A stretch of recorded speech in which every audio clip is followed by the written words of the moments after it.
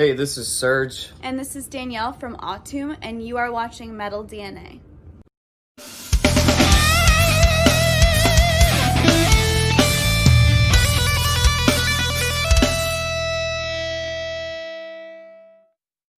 Automb started out back when I was playing with Necrophagia. It was more of a black metal side project at the time. Basically, the material that I couldn't use for Necrophagia, I was using for this before it even had a name or anything. And me and Danielle just started dating, and we just talked about having a band together. And that was pretty much like the formation. And then once Necrophagia disbanded, after Killjoy passed away, we decided to do this full time and got signed and released some records.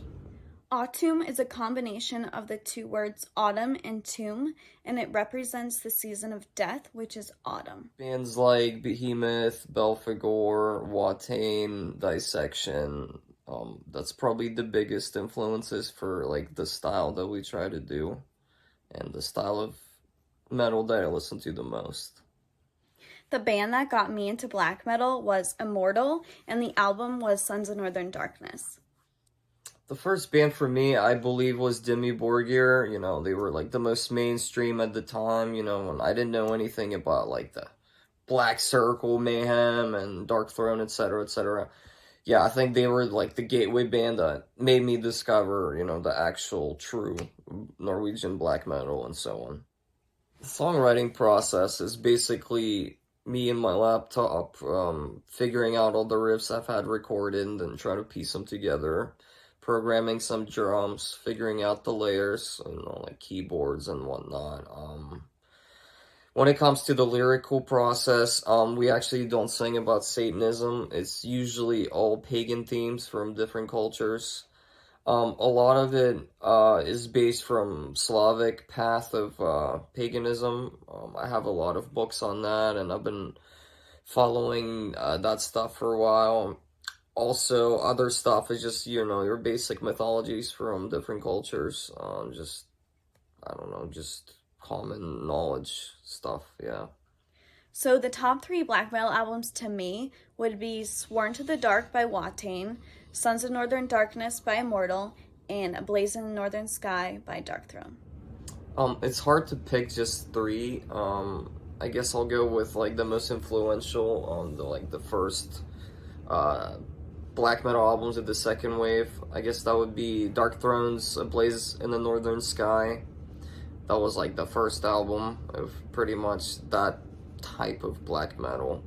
Second one would be Mayhem's De Mysteries Dom Satanas. That kind of set the pace for, I don't know, so much black metal after that. And I think Emperor's In a Nightside Eclipse, another great influential album. A lot of bands copied that sound after that. So that's a really hard choice because I think Venom because of the name black metal, but Bathory because of the music. So I don't know. I guess if I had to choose, I would say Venom just because of the name and the imagery, but Bathory because of the music. So I don't know. It's hard. Yeah, it's definitely a tough one, but I will go with Bathory. I mean, what we know of as black metal is definitely the second wave, which is basically the Scandinavian scenes, and you know, Bathory kind of inspired everybody, Dark Throne, Immortal, Mayhem, you know, and they kind of like solidified black metal. So I think Quorthon is probably the most influential for black metal. The reception for Chaosophy has been amazing. I just want to thank everybody for the support. It's been overwhelmingly positive, and I think it's like pushing us right now, you know, further up the ladder, so to speak. It's definitely a lot more positive than I thought it would be, so I'm glad people are digging it. The album cover is basically representation of chaos opening in the cosmos and Baphomet kind of like destroying the worlds. It's definitely left-hand path type of theme going on, and basically representing what we talk about in the lyrics. Yeah, it was done by Nestor Avalos from Mexico.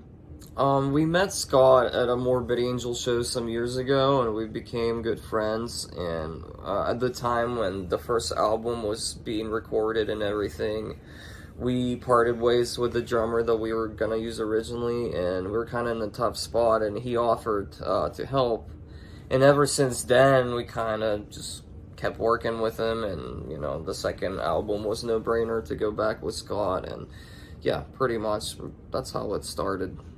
Working with Witching Hour has been a great process. They've been very quick with shipping all of our CDs and vinyl over here. Usually it takes a while to get stuff from Europe, but it was really quick and efficient with them.